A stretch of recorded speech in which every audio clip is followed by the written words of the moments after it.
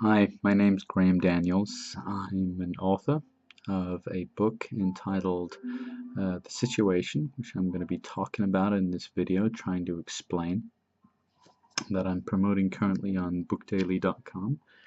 Here's a look at the cover of the book. It's called The Situation. It's my name, Graeme Daniels, a novel. And on the front, you'll see three characters. In the black and white, there's Chris Levitt, whose nickname is Crystal. I'll touch on nicknames in a moment.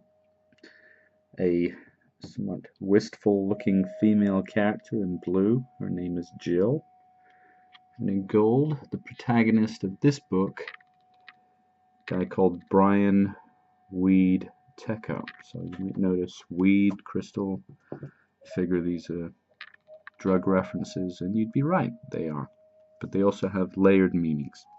So The Situation is actually a sequel, or as I prefer, a companion piece, as these books are about friendship, among other things. The Situation is a follow-up to a book entitled Crystal from the Hills, which is largely the story of the character Chris Levitt.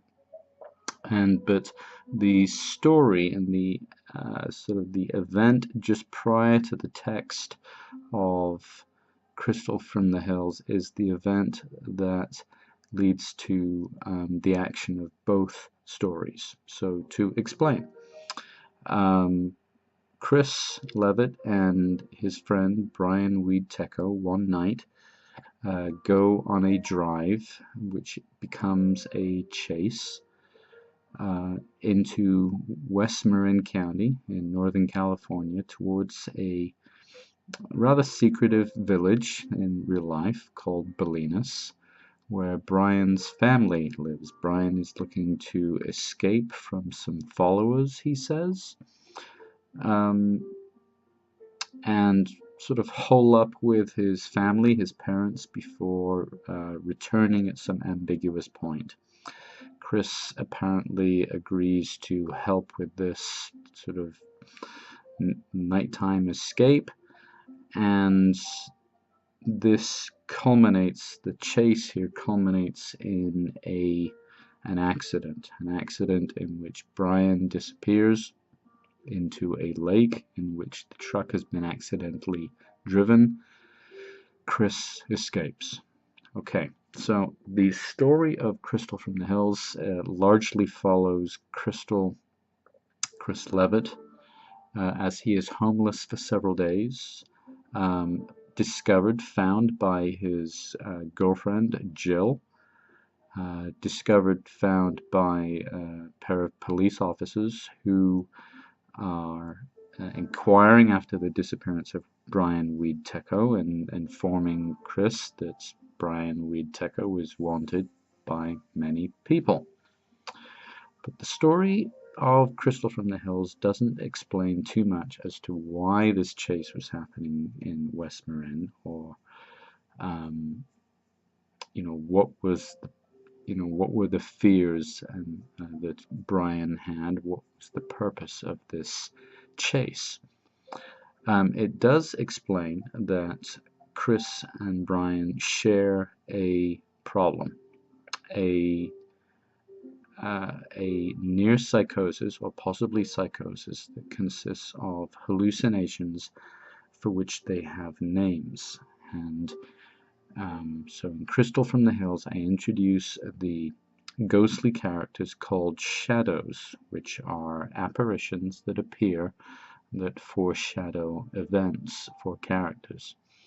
And individuals in this world sort of discover one another if they determine that they are shadow seers. These are shared hallucinations. The story of Crystal from the Hills culminates uh,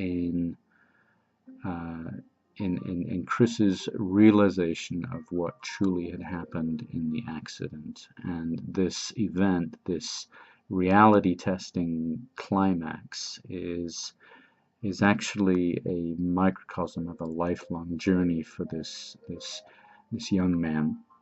And so the story rather ends on that note. This is a psychological fiction with much backstory and not a great deal of present day action. The story is a psychological reverie, and not necessarily required in order for individuals to read the situation. Okay, I'll show it again. That's the next novel, the beginning of which takes us back to the accident. And in the beginning of the situation, we discover that the reader discovers, of course, that Brian Weed-Tecco is alive, still disappeared, but had become separated from Chris. He indeed hides in Bolinas for a few days, gets sidetracked by some adventures, and a sort of parallel follow-up chase occurs, and the situation is a much more, I think, action-oriented and sort of farce-oriented story, though it retains many of the psychological themes and the subtext of the first novel, though crucially the reader learns the reason for Brian's almost paranoid desire to drive out to the coast to hide from followers, real or imagined, the shadows or not. We discover his reasons. Now, Brian has two personas in life, basically. He is a drug dealer and also a video game tester for a fictional company named Sahi Telecommunications. Now, video games, I'm talking games of like Minecraft, Call of Duty, Battlefield series, Civilization perhaps, and so on. He has been assigned to test a game called, as you might guess, The Situation, the elements of which remind him of shadows, because when a player plays this game and moves from one level to the next, in many cases simply destroying, like many other games do, adversaries, but as a crucial element of the game, players are meant to identify in their minds shadows and follow them to levels wherein secrets are revealed. Now, what kind of secrets? The game is apparently the creation of a Julian Assange-like figure that I call Grodius, who has devised this game, The Situation, apparently as a way to reach a previously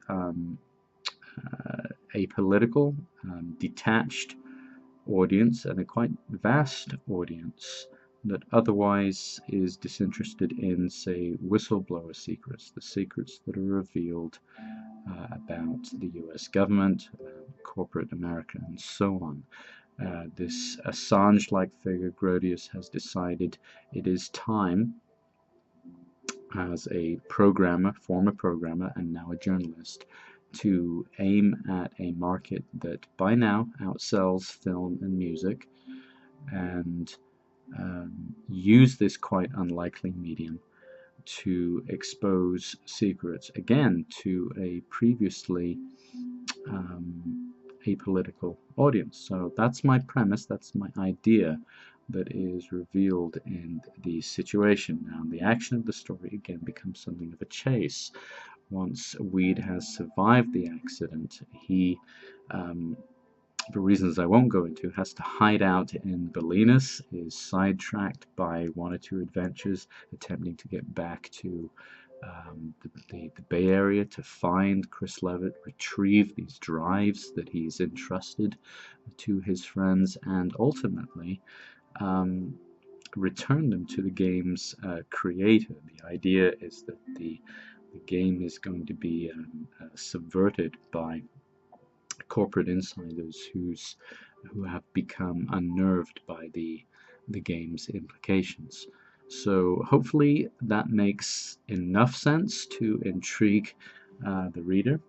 Once again, it is called The Situation, a novel. This is a psychological fiction with some action, mostly, themes of addiction, trauma, emotional regressions of one sort or another, um, and yeah, I hope you check it out. Thanks.